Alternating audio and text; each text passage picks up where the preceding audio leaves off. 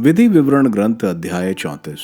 मूसा की मृत्यु। इसके बाद मूसा मोआब के पर्वत से नेबो पर्वत पर पिस्गा की चोटी पर चढ़ा। यह यरीको के सामने है। प्रभु ने उसे समस्त देश दिखलाया, दान तक गिलियाद को, सारे नफ्ताली, एफ्रम और मानसे के प्रदेश को, पश्चिमी समुद्र तक समस्त यूदा प्रदेश को, नेगेब और यार्दन की घाटी तथा सोआर तक खजूरों के नगर यरीको के मैदानों को। तब प्रभु ने उससे कहा, यही वह देश है जिसके विषय में मैंने शपथ खाकर इब्राहिम, इसहाक और याकूब से कहा, मैं उसे तुम्हारे वंशजों को प्रदान करूंगा। मैंने इसे तुमको दिखाया और तुमने इसे अपनी आंखों से देखा, किंतु तुम इसमें प्रवेश नहीं करोगे। प्रभु के सेवक मूसा की वहां मोआब में मृत्यु हो गई, जैसा कि प्रभु ने कहा था। लोगों ने उसे बेत पाओर के सामने मोआब की घाटी में दफनाया, किंतु अब कोई नहीं जानता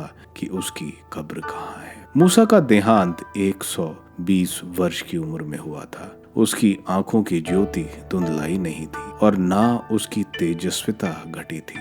इजरायलियों ने मोआब के मैदान में 30 दिन तक मूसा के लिए विलाप किया। इसके बाद मूसा के लिए शोक का समय समाप्त हुआ। नून का पुत्र योशुआ प्रतिज्ञा चेतना से परिपूर्ण था, क्योंकि मूसा ने उस पर हाथ रखे थे। इजरायली उसका आज्ञा पालन करते और इस प्रकार वे प्रभु का वे आदेश पूरा करते थे जिसे प्रभु ने मूसा को दिया था। बाद में मूसा ने सदृश इजराइल में ऐसा कोई नबी प्रकट नहीं हुआ जिसने प्रभु को आमने सामने देखा हो। ऐसा कोई नबी प्रकट नहीं हुआ जिसने प्रभु के द्वारा भेजा जाकर मिस्र में फिरौन, उसके सब दरबारियों और उसके समस्त देशों को इतने चिन्ह तथा चमत्कार और सब इजरायलियों के सामने सामर्थ एवं आतंक के साथ इतने महान कार्य कर दिखाए।